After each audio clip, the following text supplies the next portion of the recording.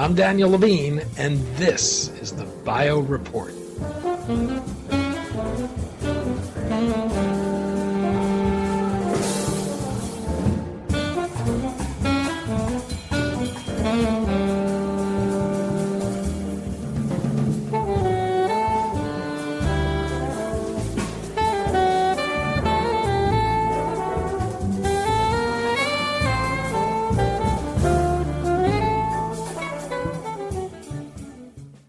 Chronic cancer-related pain affects between 30 and 50% of patients undergoing cancer treatment and more than 70% of patients with advanced disease.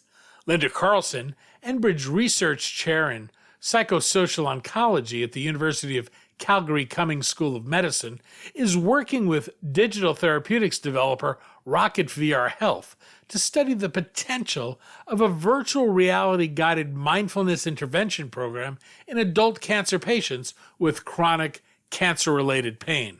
The thinking is that mindfulness could mitigate chronic cancer-related pain by regulating both physical and emotional resistance to it, and that virtual reality could create an immersive environment that could focus patients' attention on present moment experiences, making it easier for them to achieve mindfulness and more effective results. We spoke to Carlson about the problem of chronic pain in cancer, the case for mindfulness, and why the use of virtual reality might provide better outcomes for patients.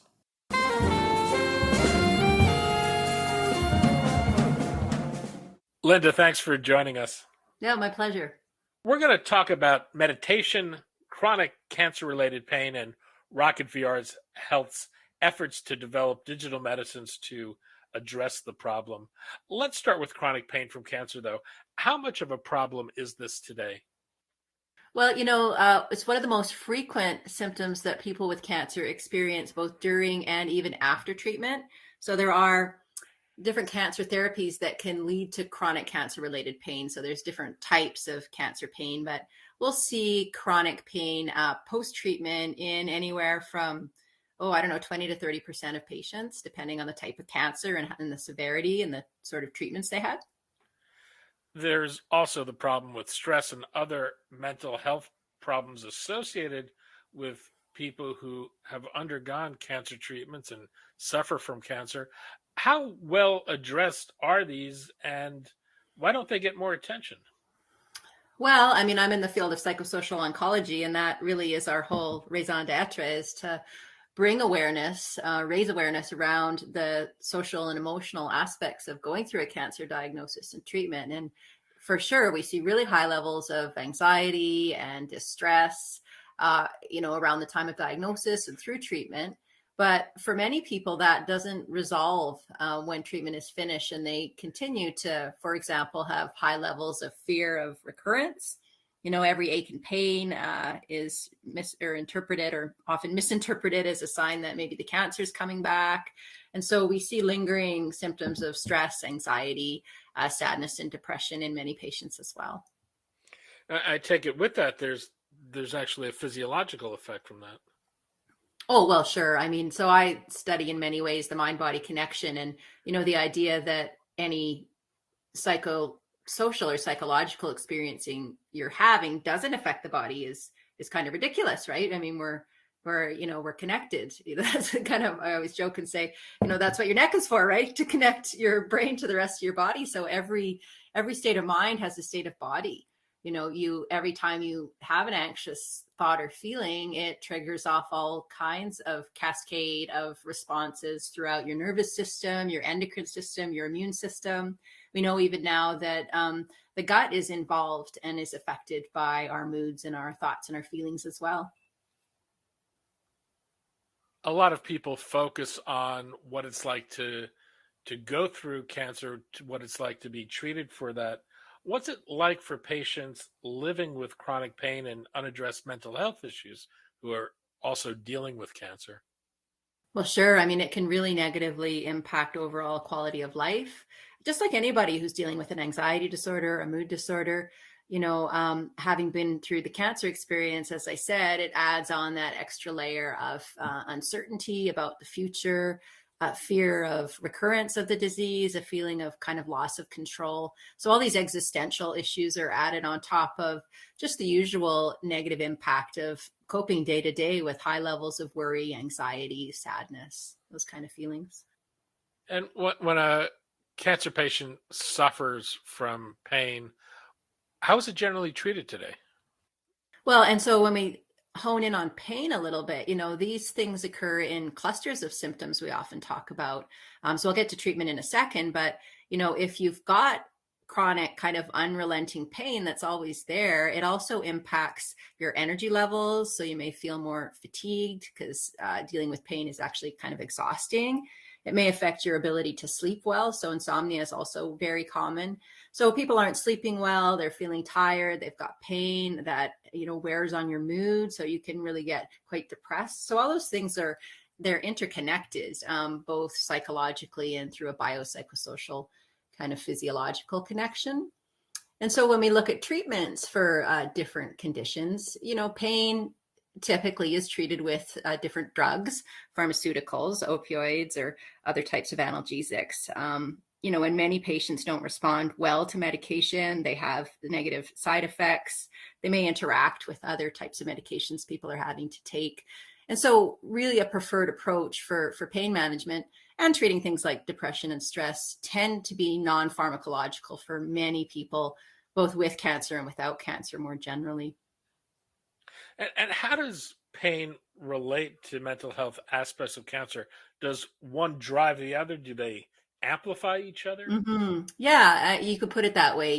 They kind of co-occur in these clusters, and researchers are still trying to tease apart sort of the temporal sequence of that, what comes first.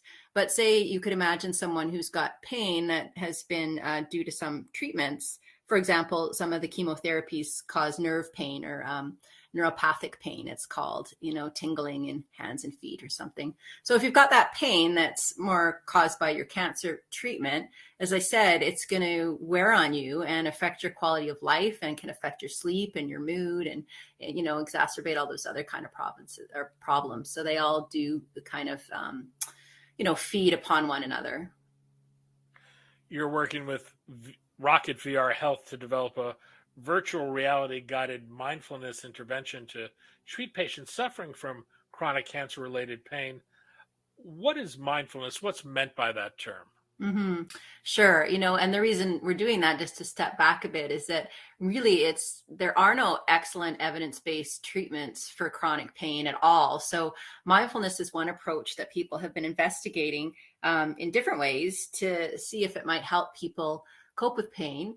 And so mindfulness we would define as just present moment, focused attention or awareness with an attitude of non-judgment and compassion and kindness. So you can think of mindfulness in two ways. One is a way of being in the world. So you can be more or less present and mindful and paying attention no matter what you're doing. You could be just going throughout your day, working or, doing housework, and you can, be paying attention to it, being mindful, or your mind could be wandering and drifting around, right? So it's a way of being in the world, but it's also a practice, mindfulness meditation, that we use to enhance our capacity to be mindful. Because I often say, mindfulness is very simple, but it is by no means easy because our minds have been conditioned throughout our lives to really be jumping around. We often use the idea of a monkey mind, sort of this monkey jumping from branch to branch, kind of frenetically, and not really focused in the present moment. So when you look at where people's minds are, just to finish elaborating the point, often our thoughts are in the past and we might be having regrets, right? And saying, why me? Or if only this, or shoulda, coulda, woulda. Or your thoughts are racing to the future and worrying about all the terrible things that might happen and how things can go wrong and getting you quite stressed out. The practice of mindfulness, what does it do to the experience of pain? In some ways, does it have the odd effect of removing you from it and making you an observer? Sort of. So we want to make the distinction between distracting yourself from the pain, which can sometimes be helpful if it's short-term or acute pain. But a mindfulness approach is more a turning towards rather than turning away from whatever is happening in our experience.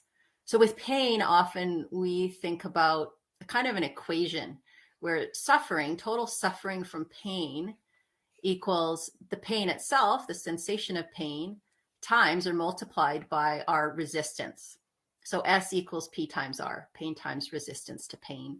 And our resistance to pain can be both a physical resistance in the body by, for example, tensing and trying to protect the painful area.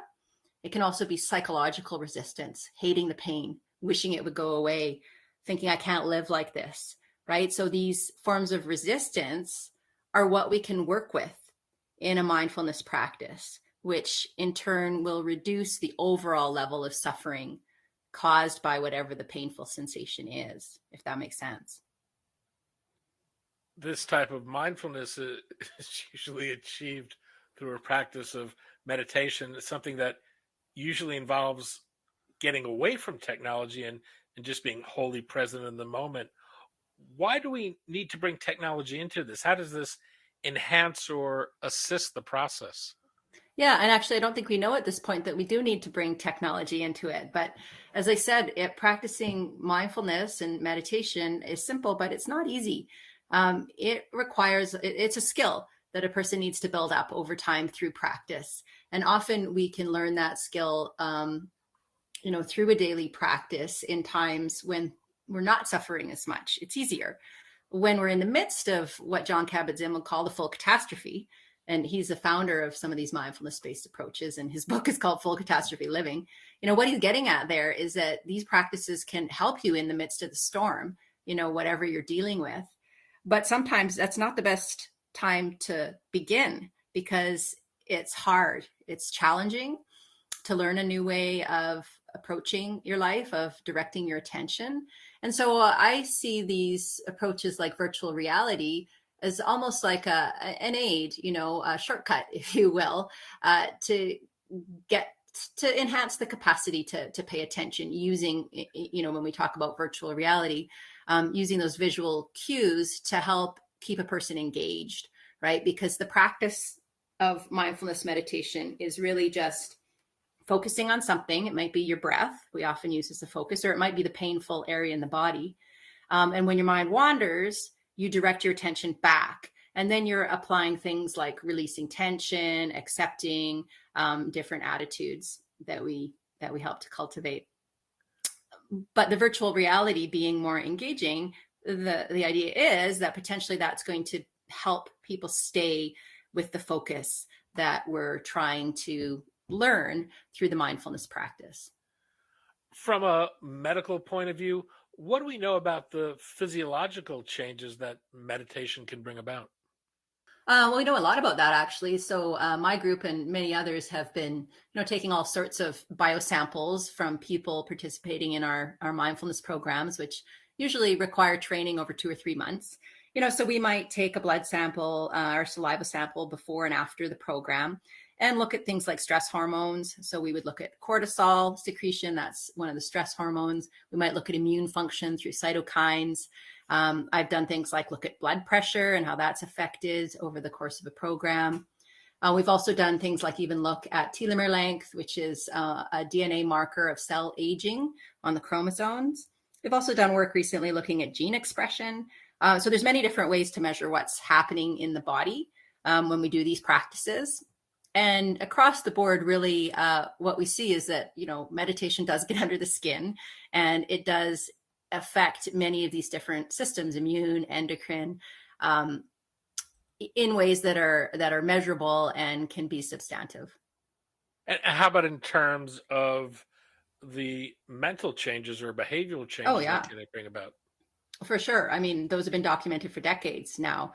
We did our first study on mindfulness meditation for people living with cancer back in 1998, and from that time on, there's been dozens and dozens of clinical trials around the world showing, moderate to large size improvements in anxiety, depression, anger, stress symptoms, fatigue, sleep, all those myriad problems that people are often contending with when they've had a cancer diagnosis. So we know without a doubt that it's grade A, level 1 scientific evidence supporting that these types of mindfulness training programs, the traditional ones, will improve these outcomes. You're conducting a study of Rocket VR Health's virtual reality guided mindfulness for cancer patients and survivors. How does the study work? So this is a pilot study. It's a very new form of application using virtual reality, specifically for helping to manage chronic pain. And so it's a small sample. We have developed in cooperation with Rocket a series of mindfulness exercises. So there's guided audio and there's standard kind of mindfulness meditation exercises targeted to pain and to relaxation, and then pair them with different visual scenes that Rocket built that kind of fit with the theme of the meditation.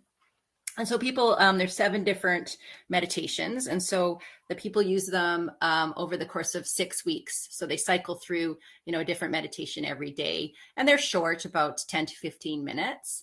And then we're measuring before they start the program and afterwards, measuring a whole bunch of indices of pain and different psychosocial symptoms, quality of life, sleep, that sort of thing. And then afterward, we're also doing interviews with all the participants to really get that firsthand perspective on what they thought about the device, the program itself, how it impacted their pain, what kind of suggestions they would make for improvements. So really just a single group pre-post mixed methods, quantitative, qualitative design to get a handle on, what the experience is like for these people. And what's known about the use of VR from the work that's been done to date? Well, there hasn't been a lot of work in cancer with VR and specifically not with chronic pain at all. There has been some work with other chronic pain populations showing, promise and some potential. Within cancer, VR has really only been used more as a distraction technique for some procedural types of pain, when people are having to get a biopsy and that sort of thing. It seems to be effective. But this is really the first foray into, looking at chronic post-treatment related cancer pain. Are you using any kind of control for the study? So this is just a single group pre-post. So when we develop interventions, that's the process that we typically use is first start out with a mixed method where we do some qualitative interviewing. We just look to see if there's kind of what we would call a signal. Does it look like there's promise for this intervention pre to post without having a no treatment or, some kind of comparison group? And so if we do see a signal and it seems like from talking to participants, it's benefiting their pain, then we would move on to a larger study with, a kind of more rigorous design. And would this require any kind of regulatory approval or? Not that I'm aware of. What do you think the potential here is to change the way we treat the pain and mental health issues associated with cancer? Well, people are really looking for non-pharmacological, non-drug solutions for pain. And so I think if this proves to be beneficial for, a certain segment of the population or for a certain type of pain, people are going to be very excited about that. So I think it has a lot of potential, but we're still really in early phases. And is there any reason to think this benefits would be limited to cancer-related pain? I mean, is there any effort to look beyond that to other types of chronic pain? Yeah, I mean, I know there has been some research groups looking at, for example, chronic low back pain, which is the most common type of chronic pain syndrome, and also headache is very common. And I know there has been some promising research in chronic low back pain with virtual reality. So I don't think there's any reason to think it wouldn't generalize to other types of pain. But we specifically have been looking within a cancer population. Linda Carlson, the Enbridge Research Chair in Psychosocial Oncology at the University of Calgary at the Cumming School of Medicine and Medical Advisor to Rocket VR Health. Linda, thanks so much for your time today. I appreciate it. Thank you.